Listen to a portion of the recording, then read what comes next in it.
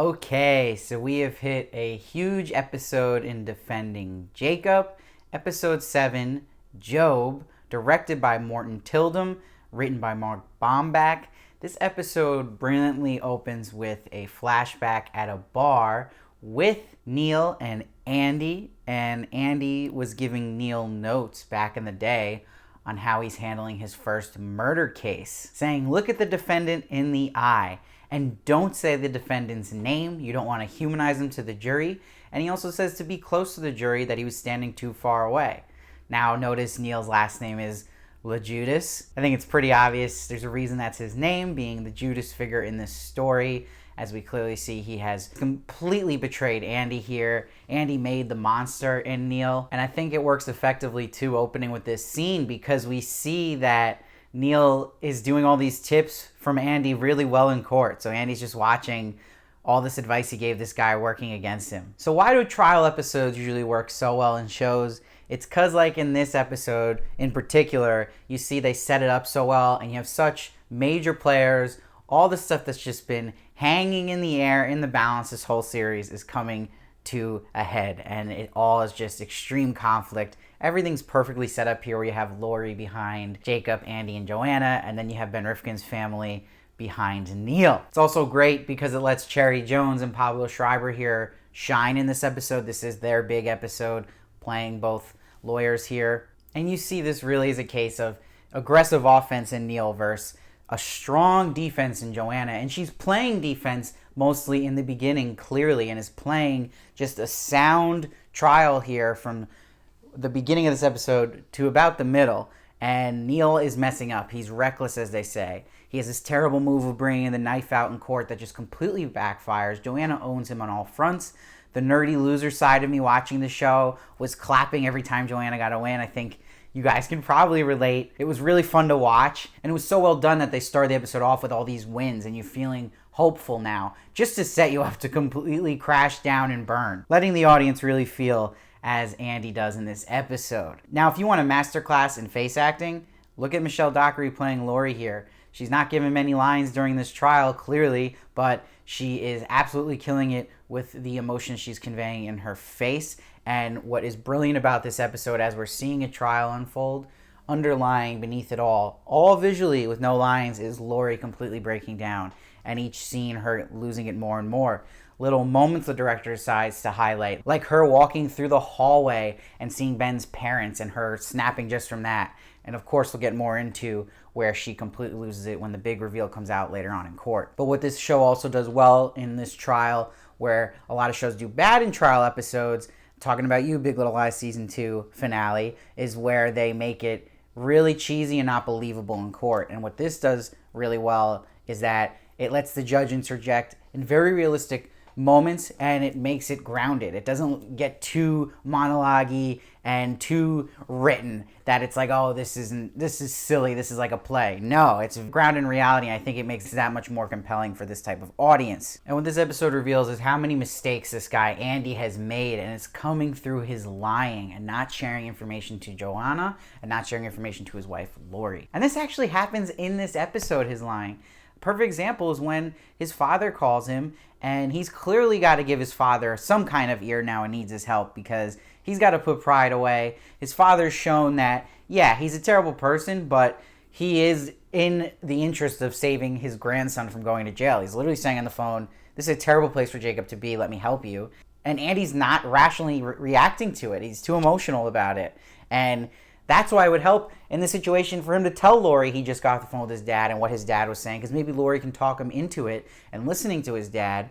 But he tells Laurie he was on the phone with the credit card company, and Laurie already sees right through that. Like, I can't believe this. My husband is still lying constantly. And the problem with Andy's lying, it's not just coming from a place of stupidity in a sense.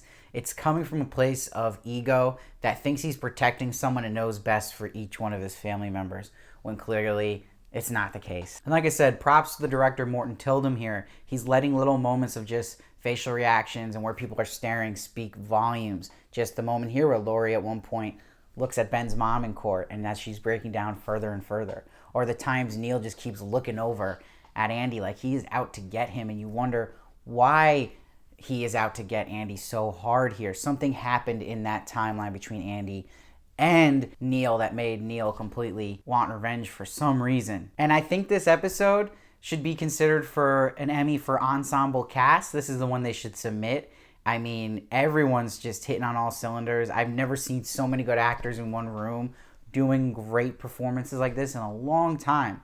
Look at even Betty Gabriel here, known for her fame from the movie Get Out. She is a future superstar. She kills it here just in her scene playing Duffy where she's at the witness stand. She's just that type of confident acting. You believe her. She's not overdoing it, but she is fully invested in her character. You love to see that. And this is the scene where the tide starts to turn now for the Barbers. Because what happens is Duffy, not wanting to, but has to be truthful on the stand, lights the wick to the bomb that Neil has been saving for his last play. And that is the revelation about the cut room site that Jacob goes on. But what made this so interesting and get you on the edge of your seat and shocked and feel that shock Laurie had just is when we find out that when Derek gets to the stand that Jacob was writing a story describing killing Ben. And what works so well about this scene is then I was convinced. I'm with Laurie. I'm with the jury at that point. Like, okay, this kid did it. And they show it so well. Just Andy looking at the jury. No one's smiling now. They know this is a loss, like a big loss. And Joanna's putting the question marks, which is great, towards Andy. Like, what the hell? And it's just total backfire that Andy did not at least share this with Joanna. And it's not Joanna's fault, this loss in the case. She was kind of just going to win this decision outright and win over the jury, but she can't control things she doesn't know, and this was too big of a thing to kind of come back from. And what Cherry Jones does so well as Joanna as an actress is that you see in the next scene when they go home that day from this terrible thing, she's still positive, she's still giving advice, okay, let's go to the next thing. She plays it realistic as a lawyer because at the end of the day she's still getting a check. You know, this isn't her whole life on the line here. So I like that she recently isn't over passionate about helping them either. Business is business. But what makes it interesting on the other side is why is Neil so passionate past the point of for his clients? It's more for against Andy. We shall find out, hopefully. I love little moments too of brilliance that are almost humorous when Andy actually jumps in at one point and says objection when Derek is on the stand saying it's leading the witness, and the judge is like, really? And let me just say, when they go back to the car after all this and everyone's stunned in this family, holy crap. I mean, Chris Evans' delivery of the line like, did you do it? Did you kill him? The first time he's really believing it. And Jaeden Martell is Jacob here, the tear he has, the face, my God, it's so good. And again, Laurie, just the reactions are perfect, where she's completely just in shock. She's gone over the edge now. She fully believes her son, her biggest fear, has murdered this boy. I mean, honestly, this is a testament, something I've always said, being someone who is a critic, and I get the screeners for the show ahead of time. I watch one episode at a time. I want to keep my reviews as genuine as possible, giving you the same effect like you guys watching it, not knowing what's going to happen.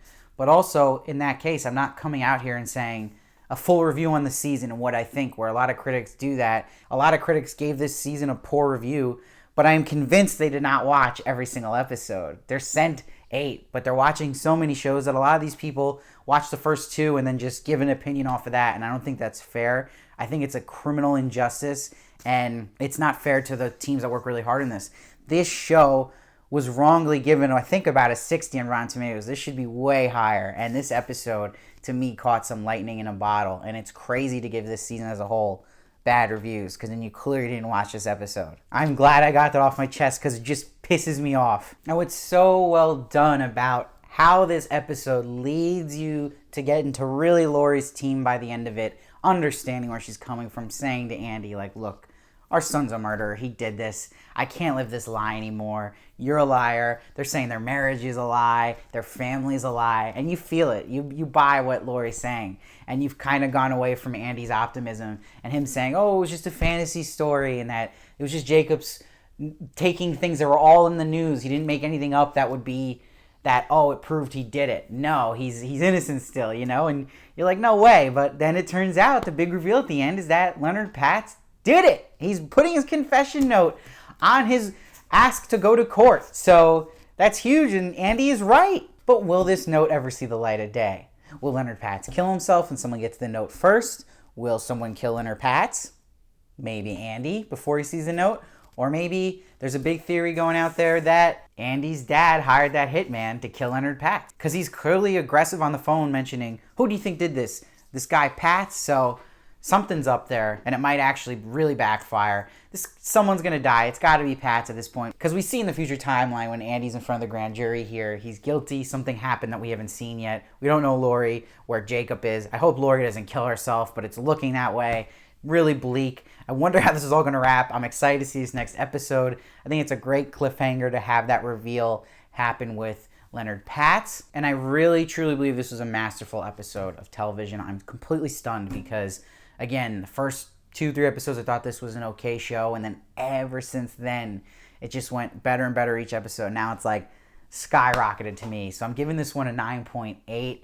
Again, watch the acting. This whole cast is so good. There's not one weak link. And to have everyone in that courtroom together was just awesome to watch. It's just classic, great television drama. And shout out to Mark Bomback, who is helming this thing and is writing a great script, and Morton Tildum directing each episode. And please, as I've always said, do not put any book spoilers down below. I haven't read the book. I don't want to be spoiled. People here don't want to be spoiled. Let's leave that for somewhere else. So let me know what you thought of this episode. I'd love to hear your thoughts. I read every comment, try to respond to as many as I can. Please make sure to subscribe so you don't miss one of my reviews. I also do celebrity interviews, so you don't want to miss that. I really could use any help possible, so I hope you know how much a subscription means to me. If you could set up notifications, that would be awesome too, so you don't miss anything. And please follow me at SteveVarley1 on Twitter and Instagram for more of me. And I'll see you next time.